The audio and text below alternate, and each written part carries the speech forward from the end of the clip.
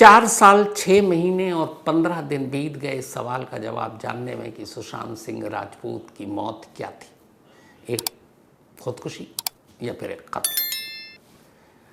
अपने करियर में मैंने ऐसा केस नहीं देखा जिसमें बाकी को छोड़िए, आम लोगों को छोड़िए, मीडिया के लोग दो खेमों में बट गए थे। और ये मैंने कई बार आपसे कहा, मीडिया के लोग, उनकी अपनी राय दो हिस्सों में थी। एक कि ये मर्डर है, इसके अलावा कुछ नहीं। दूसरा कि ये सुसाइड है, इसके अलावा कुछ नहीं। राजनीति के क्या कहने, क्या कुछ पॉलिटिक्स नहीं हुई इस पे, क्या कुछ नहीं कहा गया। केस ऐसा कि जिस केस की जांच पुलिस ने की, जिस केस की जांच सीबीआई ने की, जिस केस में नारकोटिक कंट्रोल ब्यूरो यानी कि एनसीबी उतरा मैदान में, जिस केस में ईडी तक ने दस्तक दे दी, इन्फोर्समेंट डायरेक्टरेट ने, 4 बड़ी एजेंसियां, बड़े बड़े लाओ लश्करी एजेंसियों के मुंबई पहुंचे दिल्ली से, और लाखों का खर्चा, क्योंकि आप इन्वेस्टिगेशन के लिए जाते हैं, गाड़ी, रहना, खाना पीना, डीए भत्ता सब, और ये पब्लिक टैक्स पेयर जो होते हैं, टैक्स के पैसे हैं। ये सारी चीज़ें 4 एजेंसियां, बॉलीवुड की जितनी नामी हस्तियां, हीरोइन खास तौर पर, उनकी मुंबई में एनसीबी के दफ्तर में परेड, सीबीआई से पूछताछ, सब कुछ हुआ। क्या कुछ नहीं हुआ इस केस में? हर एक ने अपनी अपनी थ्योरी, हर एक ने अपनी अपनी कहानी बताई, और इस कहानी को लंबा खींचने के लिए अगर कोई गुनहगार और जिम्मेदार है तो वो खुद सीबीआई है। लेकिन अब 4 साल 6 महीने और 15 दिन के बाद वही सीबीआई मुंबई के बांद्रा और पटना के एक सेशन कोर्ट में एक रिपोर्ट देती है, क्लोजर रिपोर्ट, और कहती है कि सुशांत सिंह राजपूत की मौत एक सिंपल सुसाइड, यानी एक साधारण खुदकुशी का मामला। ये वर्ड यूज़ किया गया उस क्लोजर रिपोर्ट में कि ये नहीं कि एक खुदकुशी का मामला है या कुछ, एक साधारण खुदकुशी का मामला है। अब यही सीबीआई बताए कि अगर ये इतना ही सिंपल और साधारण खुदकुशी का मामला था तो 4 साल 6 महीने और 15 दिन तक इस फाइल पर क्यों बैठी रही? क्यों इसको पहले आम नहीं किया? किस सबूत, किस गवाह का इंतज़ार कर रहे थे? जब आपको पता है क्लोजर रिपोर्ट में आमतौर पर 2 चीज़ें दी जाती हैं। पहली ये कि कोई सबूत नहीं मिला जिससे केस को आगे बढ़ा सके, और दूसरी ये कि इस केस में कोई दम नहीं है, इस केस को क्लोज कर दिया जाए। सीबीआई यहाँ दूसरे पॉइंट पर गई है। ये नहीं उसने कहा क्लोजर रिपोर्ट में कि हमारे पास सबूत है लेकिन इतने नहीं है कि किसी को हम पकड़ सकें, गिरफ्तार कर सकें, उस पर मुकदमा चला सकें। वो सीधे सीधे कहती है कि इस केस में कोई दम नहीं है, ये एक सिंपल सुसाइड केस है। ये सीबीआई का क्लोजर रिपोर्ट है। याद कीजिए, वो 14 जून 2020, उसके बाद वो 25 जुलाई 2020 जब पटना में पहली बार सुशांत सिंह राजपूत के पिता ने एक एफआईआर दर्ज की, तब बिहार के डीजी गुप्तेश्वर पांडे, जो मीडिया में एक स्पोक्स पर्सन की तरह आ रहे थे, एक नेता की तरह, बिहार की 4 सदस्यीय एक पुलिस टीम जो मुंबई पहुंची कोरोना काल में, उनको एयरपोर्ट पे रोक दिया गया और उस पर हंगामा मचा कि हमें जांच नहीं करने दे रहे हैं, हमें रोक रहे हैं, सच्चाई से भटका रहे हैं। वो कई न्यूज़ चैनल जो चीख चीख कर कह रहे थे कि ये एक मर्डर केस है, इसमें कौन कौन, रिया चक्रवर्ती और बाकी सारे नाम, नेपोटिज्म, बॉलीवुड में बंटवारा, ड्रग्स, सारी गंदगी इस एक केस को लेकर उछाली गई। वो परिवार, 4 बहनें सुशांत सिंह राजपूत की, पिता जिन्होंने केस किया, उनके वकील, मैंने पहले भी कहा था कि फिर ये सब कहाँ गए? पिछले कुछ वक्त से सब कहाँ गए? कोई अब इंसाफ के लिए बात क्यों नहीं करता सुशांत सिंह राजपूत की? क्योंकि इन सबको पता था पहले दिन से ही कि सुशांत सिंह राजपूत की मौत का सच क्या। अगर न पता होता तो सुशांत सिंह राजपूत की मौत यानी 14 जून 2020 के बाद लगभग 1 महीना और 11 दिन, 25 जुलाई 2020 को, मतलब सुशांत सिंह राजपूत के पिता की तरफ से पटना में एक एफआईआर दर्ज कराकर उसमें ये नहीं लिखा जाता कि इसमें रिया चक्रवर्ती, उसके माँ बाप, उसका भाई और एक दोस्त जो सुशांत सिंह राजपूत के घर पर रहा करता था, ये लोग सुशांत सिंह राजपूत की खुदकुशी के लिए जिम्मेदार हैं, क्योंकि इन्होंने उसे उकसाया, यानी अबेटमेंट ऑफ सुसाइड का ये मामला है। वो सीधे सीधे 25 जुलाई 2020 को ही इस केस में एक सीधे मर्डर का केस का एफआईआर दर्ज कराते, लेकिन उस एफआईआर में भी कहीं मर्डर नहीं था, कहीं कत्ल नहीं था, लेकिन मीडिया के एक हिस्से ने उसे सीधे उठाकर मर्डर बना दिया। चीखा गया, चिल्लाया गया, कितने शोज बने। क्राइम रिपोर्टर इकलौती ऐसी मतलब इस पूरी स्टोरी में एक पार्ट थी जो पहले दिन से एक मत थी, एक राय थी, चाहे वो मुंबई के क्राइम रिपोर्टर हों चाहे दिल्ली के हों, कि एक सुसाइड का केस है। लेकिन जितने न्यूज़ एंकर थे चैनलों के अलग अलग, उन्होंने क्या क्या कहानियां पेश की, और अब सीबीआई ने क्या कहा कि एक सिंपल सुसाइड केस है। सिंपल। जितने भी लोग इस केस में नामजद किए गए थे उन सबको सीबीआई ने बरी कर दिया। उसमें रिया चक्रवर्ती, उसका पूरा परिवार, जो रिया चक्रवर्ती की तरफ से उसकी बहन श्वेता और बाकी लोगों के खिलाफ एफआईआर दर्ज किया गया था कि इन लोगों ने ड्रग्स और उसके पुर्जे बदले, नुस्खे बदले, उन सबको भी बरी कर दिया गया। सीबीआई ने अपनी क्लोजर रिपोर्ट में कहा कि इसमें कहीं से भी किसी के भी खिलाफ कोई भी साजिश का एक भी सबूत नहीं मिला, और इसीलिए हर एक को बरी कर रहे हैं, और इस केस में कोई दम नहीं, एक सिंपल सुसाइड केस है। सीबीआई ने अपनी इस क्लोजर रिपोर्ट में बाकायदा इस बात का जिक्र किया है कि वो सिर्फ इसलिए इस नतीजे पर नहीं पहुंची कि एक सिंपल सुसाइड केस का मामला है, बल्कि इसलिए पहुंची कि इसमें जितनी भी पहलू थी जांच की, उन सब ने यही इशारा किया। सुशांत सिंह राजपूत के जिस्म पर जो जख्म के निशान थे, जो डॉक्टरों ने, फॉरेंसिक ने पाया, उसमें कहीं भी एंटीमॉर्टम जख्म के सबूत नहीं मिले। सुशांत सिंह राजपूत जिस फेब इंडिया के कुर्ते से, पंखे से खुद को झूले, वो फॉरेंसिक एक्सपर्ट ने कहा मुमकिन है। उनके पैर जिस तरीके से बिना कुर्सी के बेड पर थे, वो भी कहीं से भी ये साबित नहीं करता कि उन्हें किसी ने लटकाया। जितने गवाह थे, जितने डॉक्टर थे, एम्स के जो डॉक्टर सुधीर गुप्ता की अगुवाई में फॉरेंसिक विसरा की जांच, जितनी भी जांच की गई, उन सब में से भी कहीं फाउल प्ले नहीं मिला कि ये एक दूसरा केस हो सकता है। यानी A to Z इस केस में जितने भी सबूत, गवाह, आपको मौका वारदात, crime scene, forensic report, forensic experts की ओपिनियन, इन सारी चीज़ों ने मिलकर एक ही गवाही दी कि इसमें कोई फॉल प्ले नहीं है, इसमें कुछ नहीं है, वरना इसमें कुछ बड़े नेताओं के भी नाम आए थे, कहानियाँ बनी थी। दिशा सालियान के साथ जोड़ा गया था, जो एक्स मैनेजर थी सुशांत सिंह राजपूत को, नेपोटिज्म से जोड़ा गया था कि फिल्म इंडस्ट्री में इस तरह से हो रहा और इसीलिए कत्ल कराया गया। लेकिन इसमें से कुछ नहीं निकला। और एक जो भी मैंने आपको बीच में कहा कि वो परिवार कहाँ है, जो अब सुशांत सिंह राजपूत की अपनी बहनें जो इंसाफ की लड़ाई के लिए उस वक्त लगातार सुर्खियों में आगे थीं, कहाँ है? खामोशी के साथ पीछे में क्या हुआ आप लोगों को पता भी नहीं चला होगा। तो ये मैंने पहले भी दोहराया, और मैंने बहुत पहले क्राइम तक की कई कहानी में ये मैंने बाकायदा ये कहा था कि आखिर में जब भी ये नतीजा निकलेगा, आप देखना सुशांत सिंह राजपूत एक सिंपल सुसाइड केस ही निकलेगा। और मैंने बाकायदा ये कई बार दोहराया था कि एक बिल्कुल ओपन एंड शट केस, इस शब्द का इस्तेमाल किया। आप पुरानी कहानियों में चाहें तो उसको निकाल कर सुन सकते हैं। लेकिन पीछे में क्या हुआ, और ये कहानी जो एक सिंपल सुसाइड केस था, इसको इतना ज़्यादा घुमावदार कैसे बना दिया गया। तो ये कहानी आपके सामने शायद नहीं आई, ना आएगी। बट इस कहानी की ऑफ द रिकॉर्ड जो पूरी कहानी है वो ये है कि जब सुशांत सिंह राजपूत की मौत हुई तो उसके बाद रिया चक्रवर्ती उनके करीब थी। घर वालों को किसी ने सलाह दिया कि अगर रिया चक्रवर्ती करीब रही और उसी घर में रही जहाँ सुशांत, तो हो सकता है सुशांत सिंह राजपूत की गाड़ियों पर, उनके पैसे पर, उनकी बाकी प्रॉपर्टी पर रिया चक्रवर्ती कब्जा कर लेंगी। तो रिया चक्रवर्ती को सुशांत सिंह राजपूत की प्रॉपर्टी और पैसे पर कब्जा करने से कैसे रोका जाए। 4 बहनों में से अगर कोई एक केस करता है तो बात बनेगी नहीं। तो एक काम करते हैं, पिता के नाम पे एफआईआर करते हैं, और फिर सुशांत सिंह राजपूत के पिता को मशवरा दिया गया। उन्होंने पटना के एक थाने में कंप्लेंट लिखाई 25 जुलाई को एफआईआर। और उसके बाद 27 जुलाई को FIR ये आम होती है, मीडिया में आती है। मुझे याद है 27 जुलाई 2020 को पहली बार हम लोगों को भी FIR ये हाथ लगी थी।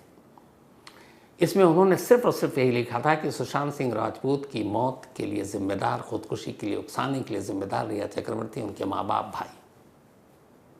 मर्डर का इस्तेमाल नहीं था। इसके बाद ये चला, फिर CBI की जांच को लेकर नीतीश कुमार ने ऑर्डर दे दिया, फिर इधर मुंबई पुलिस जांच कर रही थी, ये भी चला, सुप्रीम कोर्ट में मामला गया, सुप्रीम कोर्ट ने फिर फैसला सुनाया कि नहीं CBI जांच करेगी। अब CBI जांच करती रही। CBI की टीम अगस्त में पहुंचती है मुंबई, पूरे लाव लश्कर के साथ। वो सुबह से शाम तक भागना, जांच करना, बुलाना। तब मैं वहीं था, 3 महीने तक इस केस में वहाँ था। मुझे पता था पहले दिन, लेकिन क्या है ये, लेकिन वही है कि हम सबको वो सुनना है जो हमारे कानों को अच्छा लगता है, और हमने जो पहले से ही तय कर रखा है। इसके बाद अब इतना हाई प्रोफाइल केस की दिन भर मीडिया में यही चल रहा है, न्यूज़ चैनल पर यही। बहती गंगा में NCB ने हाथ धोया, नारकोटिक कंट्रोल ब्यूरो पहुंच गई वहाँ कि ड्रग्स है तो फिर मैं कैसे पीछे, वो ड्रग्स में पहुंच गए। इधर FIR में एक कहानी आ गई कि 15 करोड़ रुपए थे सुशांत सिंह राजपूत के, वो 15 करोड़ कहाँ गए, उन्होंने कोई फिल्म साइन की थी, वो गायब है। तो अब ये आया ED को कि 15 करोड़, हिसाब किताब नहीं, मैं कहाँ हूँ, मैं पीछे क्यों रहूँ।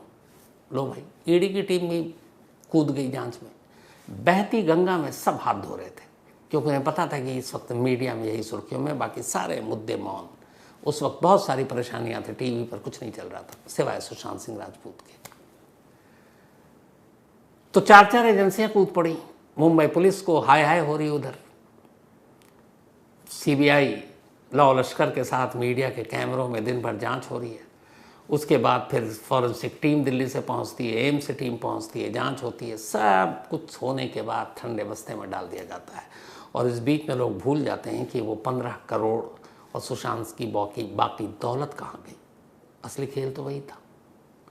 आप में से कितने लोगों को पता है ये मुझे नहीं मालूम, लेकिन हुआ ये कि सुशांत सिंह ने मुंबई में जाकर जितने पैसे कमाए थे, वो रकम शायद 20 करोड़ से ज़्यादा थी। और आखिर में सुशांत सिंह राजपूत की 4 बहनों में वो पैसे, सुशांत सिंह राजपूत की वो महंगी गाड़ियाँ बट गए। और यही मेन मुद्दा था तब, पैसों की लड़ाई थी कि अगर कोई एक बहन ही सारा केस लड़ेगी तो सारी फिर वसीयत कहीं उसी के नाम ना हो जाए, वही ना लेके चली जाए। बहनों में भी पैसों के लिए मारामारी थी। पिता के FIR कराने का एक फ़ायदा हुआ कि अब जो कुछ होगा वो पिता के थ्रू होगा, क्योंकि पिता ही गार्जियन है। अब पिता अपने 4 बच्चों को तो बांट सकता है, क्योंकि वो उसको अधिकार है वसीयत करने का, बहनों में नहीं है। लेकिन कहते हैं कि हर एक बहन के हिस्से में शायद 6 से 8 करोड़ रुपए आए, हर बहन के हिस्से में।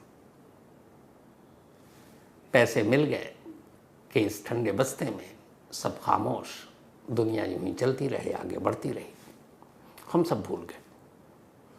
अब अचानक CBI ने सैटरडे को मुंबई के बांद्रा और पटना की अदालत में अपनी रिपोर्ट दाखिल की। तो ये एक बार फिर से हुआ कि अच्छा ये है। लेकिन अब भी बहुत से लोग हैं जो अब CBI के भी इस फैसले को नहीं मानेंगे। उसकी वजह है, पहले लोग मुंबई पुलिस पर भरोसा नहीं कर रहे थे, उन्होंने कहा CBI सच लाएगी। जब CBI को जांच दी गई, वो भी सुप्रीम कोर्ट के कहने पर, तब लोगों ने कहा देखो अब सच सामने आएगा, नेताओं के अजीब बयान, सब कुछ आएगा। अब उसी CBI ने, इस देश की सबसे बड़ी और प्रीमियम एजेंसी ने, जिसके बारे में मैं हमेशा कहता हूँ कि CBI सबसे ज़्यादा केसों को दफना देती है। CBI के पास केस देने का मतलब है कि बड़े बड़े हाई प्रोफाइल केस की मैं बात कर रहा हूँ, जैसे निठारी ले लीजिए, जैसे आप आरुषि ले लीजिए, रिजवानुर रहमान मर्डर केस ले लीजिए, इन सब का क्या हश्र हुआ। लेकिन बहुत सारे लोग थे कि CBI करेगी और सच सामने आएगा। 4 साल 6 महीने 15 दिन के बाद CBI ने सच सामने रखा है कि सुशांत सिंह राजपूत की मौत एक सिंपल सुसाइड थी, और यही सच था। अब इस क्लोजर रिपोर्ट का क्या मतलब हुआ? केस खत्म। आरुषि केस में भी इसी CBI ने गाजियाबाद की स्पेशल कोर्ट में एक क्लोजर रिपोर्ट दाखिल की थी और कहा था, बस इन दोनों क्लोजर रिपोर्ट में एक फ़र्क था। CBI की कोर्ट में आरुषि केस में CBI ने अपनी जांच के बाद ये कहा था कि उनके पास कहानियां तो हैं कि आरुषि का और हेमराज का कत्ल कैसे हुआ, लेकिन उससे रिलेटेड सर्कमस्टेंशियल एविडेंस परिस्थिति जन्य सबूत नहीं है, साक्ष्य नहीं है। उन्हें लगता है कि जो आरुषि के माता पिता हैं, डॉक्टर तलवार और मिसेस तलवार, उन्होंने कत्ल किया, लेकिन उनके खिलाफ कोई सबूत नहीं है, इसलिए केस को क्लोज कर दिया जाए। लेकिन सीबीआई की कोर्ट ने कहा नहीं, ये जो आपने क्लोजर रिपोर्ट दाखिल की है, इसी को आप चार्जशीट बना दीजिए। इसमें बहुत सारी मटेरियल है जो अक्यूज को गिरफ्तार करके और सज़ा चलाने के लिए काफ़ी है। तो सीबीआई की कोर्ट ने सीबीआई की रिपोर्ट को आरुषि मामले में क्लोजर रिपोर्ट को चार्जशीट में तब्दील कर दिया। उसके बाद मुकदमा चला। मुकदमे के बाद उसी सीबीआई की कोर्ट ने डॉक्टर राजेश तलवार और डॉक्टर नुपुर तलवार को उम्र कैद की सज़ा दे दी। बाद में दोनों इलाहाबाद हाई कोर्ट गए। इलाहाबाद हाई कोर्ट ने कहा कि ये सीबीआई की जो निचली अदालत थी, ये क्या अदालत थी, इसने कहानी को ही सबूत मान लिया और सबूत के बिना फैसला दे दिया और दोनों को उम्र कैद की सज़ा दे दी, जबकि इस केस में सिर्फ कहानी है, सबूत तो है नहीं। सीबीआई ने पहली बार यही कहा था कि उनके पास सबूत नहीं है, लेकिन कोर्ट ने कहा कि नहीं, इस क्लोजर रिपोर्ट को आप चार्जशीट में तब्दील कर दो। हाई कोर्ट ने दोनों को बरी कर दिया। इस केस में सिर्फ फर्क इतना है कि सीबीआई ने कहीं ये नहीं कहा है कि उनके पास सबूत है या नहीं है या कम है। उन्होंने सीधे सीधे कह दिया कि इस केस में कुछ दम नहीं है, ये एक सिंपल सुसाइड केस है। इसलिए सारे आरोपों, जितने भी आरोपी हैं, उन सबका कोई मतलब नहीं, सबको बरी कर दिया। लेकिन अब भी बांद्रा की कोर्ट और पटना की कोर्ट के पास एक मौका है। मौका ये है कि सीबीआई की इस क्लोजर रिपोर्ट को देखने के बाद आखिरी फैसला उन्हें करना है कि क्या इस केस को क्लोज कर देना चाहिए, जैसा सीबीआई ने अपनी रिपोर्ट में कहा है, या उन्हें लगता है कि इस क्लोजर रिपोर्ट में ऐसी कुछ चीज़ें हैं जिनको देखते हुए वो सीबीआई को दोबारा कह सकती है कि आप अपनी जांच को कंटिन्यू रखें और जब जांच पूरी हो जाए तब दोबारा आइए, अभी जांच बंद नहीं करेंगे। या वो ये कह सकती है कि इस क्लोजर रिपोर्ट में कुछ ऐसे एविडेंस है जिससे लगता है कि फ़लाँ फ़लाँ के ख़िलाफ़ आप आरोप पत्र दाखिल कर सकते हैं और आप मुकदमा शुरू करवा सकते हैं। तो ये दो, और तीसरा कोर्ट कहेगी कि आप सही कह रहे हो, कोई प्रूफ तो है नहीं, साइंटिफिक एविडेंस, डॉक्टरों के evidence, postmortem report, viscera report, antemortem, postmortem, सारे ये कह रहे हैं कि नहीं, ये सिंपल केस है सुसाइड का। तो आपकी राय से हम भी सहमत हैं और इस केस को क्लोज कर रहे हैं। 8 अप्रैल की तारीख दी है बांद्रा की कोर्ट ने इस क्लोजर रिपोर्ट पर अपना फैसला सुनाने के लिए, या उस दिन जो भी बहस होगी। तो सीबीआई की क्लोजर रिपोर्ट का मतलब ये नहीं कि क्लोज हो गया। अब आखिरी जो मौका है वो कोर्ट के पास है। कोर्ट अब तय करेगी कि इस क्लोजर रिपोर्ट को मानकर सच वाकई इस केस को क्लोज कर दें, या इसको दोबारा कहें जांच करने के लिए, या ये कहें कि आप इसी क्लोजर रिपोर्ट के हिसाब से चार्जशीट तैयार करके, जैसा आरुषि केस में हुआ, आप मुकदमे की ट्रायल शुरू करवाइए। लेकिन इस केस में वैसा सीबीआई ने कुछ दिया ही नहीं, तो इसलिए दोबारा ट्रायल तो मुमकिन नहीं है। चांसेस ये है कि कोर्ट भी इसे क्लोज कर देगी, या अगर 1% चांस है कि शायद कोर्ट कहे कि कुछ पहलू इसमें नज़रअंदाज कर दिए गए, आप दोबारा से इसकी जांच कर लीजिए। 3 ऑप्शन है, लेकिन ज़्यादा चांसेस यही है कि कोर्ट इस क्लोजर रिपोर्ट को एक्सेप्ट करेगी, और उसकी वजह यह है कि इसमें बयान, गवाह, ये सब तो हम इंसान मुकर सकते हैं। जो साइंटिफिक एविडेंस है, जो फॉरेंसिक एविडेंस है, उसके साथ आप खेल नहीं कर सकते। तो जब खेल नहीं कर सकते तो फिर इस पूरे मामले में फॉरेंसिक एविडेंस सबसे भारी होगा, और इसीलिए दिल्ली की भारी भरकम एम्स टीम को बुलाया गया था जांच के लिए, और उस फॉरेंसिक टीम ने अपनी रिपोर्ट में यही कहा कि एक सुसाइड का केस है, सिंपल। तब मुझे लगता है कि शायद अप्रैल में कोर्ट भी इस पर अपना फैसला दे दे, क्लोजर रिपोर्ट शाम फाइनल हो जाए। लेकिन हाँ, इस केस ने सबक दिया। सबक ये, और सबक हम सभी के लिए है, कि कभी किसी केस को लेकर फ़ौरन अपनी राय मत बनाइए, पहला। दूसरा, मीडिया में खबरें देखकर भी कभी किसी केस पर अपनी राय मत बनाइएगा, कभी नहीं। वो आपने अभी कोलकाता केस में देखा होगा, सिंपल सुसाइड को गैंग रेप, वहाँ के सिंपल तो नहीं कहेंगे, रेप केस को गैंग रेप। आप अभी दूसरा केस एक लेटेस्ट ले लीजिए, सैफ अली खान के घर में चोरी, तस्वीर, चेहरा, चोर बदल गया, हुलिया अलग। तो इसीलिए कहते हैं कि जो मीडिया में खबरें आती हैं, आप देखिए, अपना भी दिमाग लगाइए, जो एविडेंस, जो भी थ्रू रिपोर्ट आप तक पहुंच रही है, लेकिन कभी राय मत बना लीजिए कि यही सही है, क्योंकि ऐसी कई खबरें हाल में हुई हैं जो मीडिया में दिखाई गई और पूरी पलट गई। मैं खुद इस मीडिया का पार्ट हूँ, फिर भी आपसे यही कह रहा हूँ। तो ये थी आज की कहानी।